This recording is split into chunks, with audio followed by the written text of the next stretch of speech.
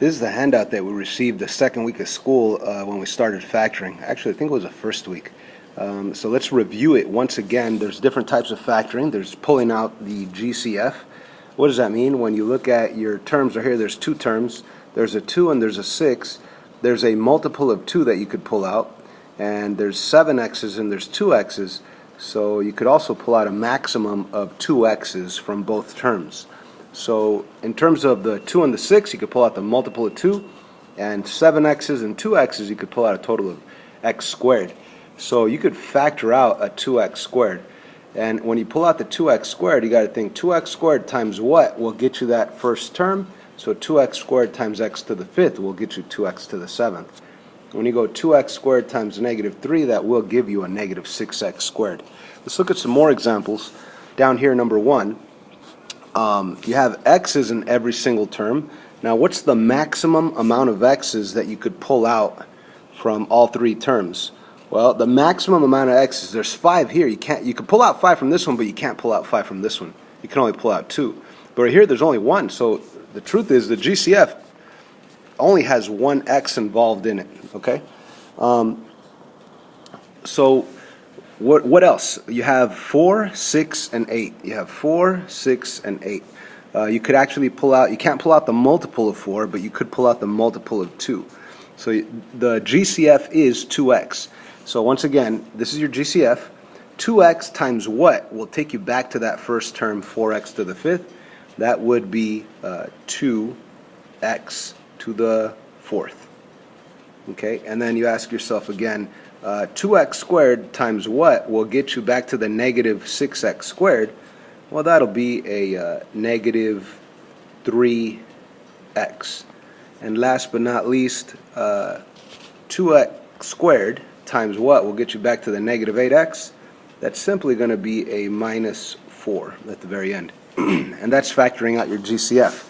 We do need to know that skill, so don't forget it. There's factoring completely, where you first have to pull out the GCF. So in this example right here, there's a 2 in common in all terms, and there's also x's in common. So you're going to factor out the GCF, which is a 2x. So you pull out that 2x, and you see whatever's left over on the inside. So 2x times x squared will get you back to the 2x third. I think you guys understand that. But when it says completely factor or factor completely, you got to look at the inside of the parentheses always and see if you could continue breaking it down. In this case, you could continue breaking it down, because what times what is -20, that if you combine together is +1, well, that would be a 5 times -4. Now again, if you don't see that right off the bat, you could make a list of your multiples of your C value. So -1 times 20, -2 times 10, -4 times 5, and that's it. Those are all the possible ways of getting -20. And if you think about the possible ways of getting -20, multiplying that combined together to give you the B value, which is +1, this gives you 19, because -1 plus 20 is 19. This gives you 8. That didn't work. So it must be -4 and 5, because -4 plus 5 gives you a +1, and that's your B value. And what do you do with those pair of numbers? You just plug it into your add insert format right here and right there. Okay? So that's how you factor completely. Now, we should be really good at these. It's always the general setup of parenthesis, parenthesis, parenthesis, parenthesis. And you put an x right here and an x right there. And you think what times what is -12? That if you combine together is +1. Where am I getting that from? What times what is the C value? That if you combine gives you the B value, which happens to be 1. So that would be a +4 and a -3. And that's it. In this case right here, you're thinking what times what is -25? The C value, that if you combine together is the B value. Now, what is the B value? There is no middle term. There is no B value, which means that the B value is 0. So that one would be set up like this. And you're thinking of +5 and -5, because +5 times -5 is the C value, -25. And if you combine +5 and -5 together, it does give you 0. So we're just going to move on. This third one might be the most entertaining one of them all. 32. Let's make a list of the multiples of 32. You have 1 times 32. You have 2 times 16. You have 4 times 8. You have 5, 6. That's it. So you have all those possibilities, and you want to think which pair of numbers gives you the middle value, which is negative 18, the B value. Okay, so once again, you're thinking what times what is a C value that if you combine together is the B value. So you look at all these possible ways of getting the C value, and you got to combine them. So if you add the first one, 1 and 32, that'll give you 33. The middle term is not 33, it's 18. It's actually negative 18. The second pair of numbers, 2 and 16, if I add those together, it does give me 18. But keep in mind that this right here is a negative 18. And up here it gives you a positive 18. So what I need to do, sorry about that, what I need to do is change the sign. I have the right numbers, I just have the wrong signs. So again, I want to set up my answer format, parenthesis, parenthesis, x, x, and the 2 and the 16 go in there, but I know it's not positive 2 and positive 16 because that would give me a positive 18 if I combine them. It must be a negative 2 and a negative 16. Let's jump to the section that says factoring by grouping. Factoring by grouping is simply separating a polynomial into two groups, right? So there's 4 terms. Now we're going to separate them into 2 groups, right? And then you factor something out of the first group, you factor something out of the second group, then you take a step back and factor something out in common of the whole thing, okay? So when you take this first 2 terms and the second 2 terms and you separate them, you end up with these guys, and you look at the first group and you say, what's in common right here and here? Well, here's an x to the third and an x squared. There's definitely x's in both terms, so you're going to pull out an x, and not only that, you could pull out a maximum of x squared. So you pull out the x squared and you think, what will be left in there? X squared times what takes you back to the x to the third? X squared times x. X squared times what takes you back to the x squared? X squared times 1. So that's how you factor the x squared out of your first group. Now your second group, there's nothing to factor. So just for the sake of showing this work, I want to factor out a 1. So if you pull out a 1, it's still going to be an x, it's still going to be a 1.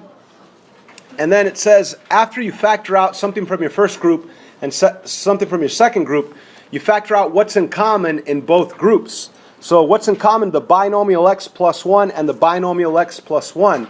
So what we're going to do, what I usually do, is write the binomial x plus 1, and then I do some exaggerated parentheses.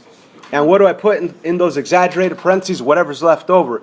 There's the x squared that's left over, and there's the 1 that's left over. So there's my answer, my factored form, x plus 1 times x squared plus 1. There it is in the correct size. X plus 1 times x squared plus 1. Does that make sense? Okay, so let's practice here. So the first step is to separate it into 2 groups. And I hope you guys feel like, oh, wait a minute, I already learned this before. Because the truth is we did. We learned this back in Unit 0. This was the actual same printout from Unit 0.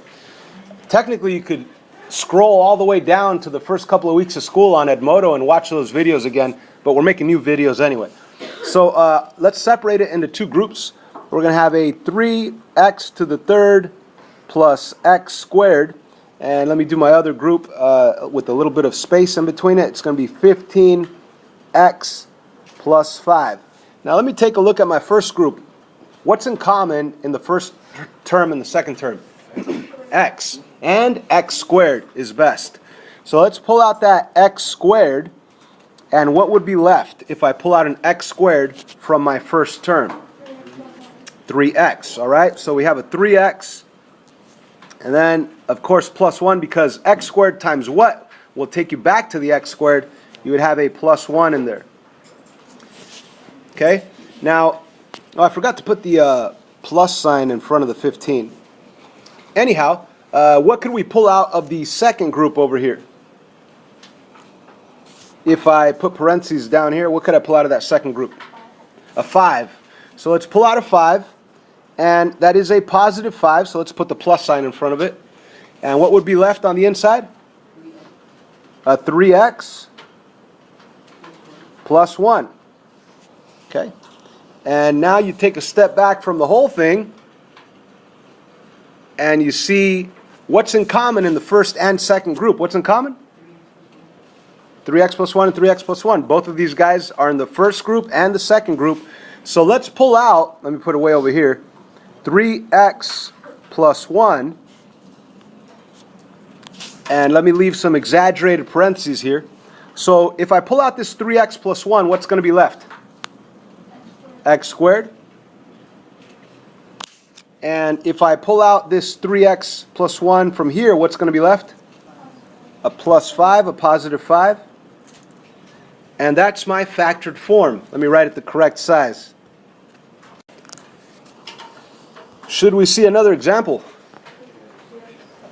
Moving on to the next one. Let's separate it. Let's put some space between the first group and the second group. X to the 5th minus 2x to the 4th. And then plus 2x minus 4. Okay, so in the first group, what could I pull out? X to the 4th. Again, there's 5 x's here, there's 4 x's here. What's the maximum that I could pull out from both of them at the same time? X to the 4th. Okay, so you pull out x to the 4th. Let's see what's left on the inside. What do I have left? X minus 2. All right. Now let's take a look at this second group. What could I pull out from both of these? What could I pull out? A 2. Bless you. Okay, so when you pull out a 2, that's a positive 2. Let me put the parentheses there. What do I have left in there? X minus 2. All right. Now, factoring by grouping is not always going to work. All right. Sometimes it's not factorable. But in all these cases, it does work. So what am I going to pull out from both groups?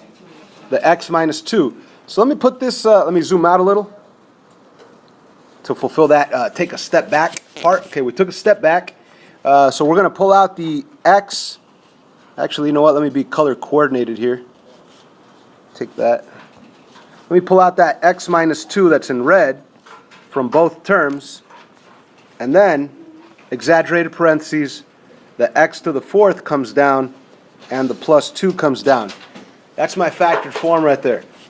The correct size will be like so. Final answer.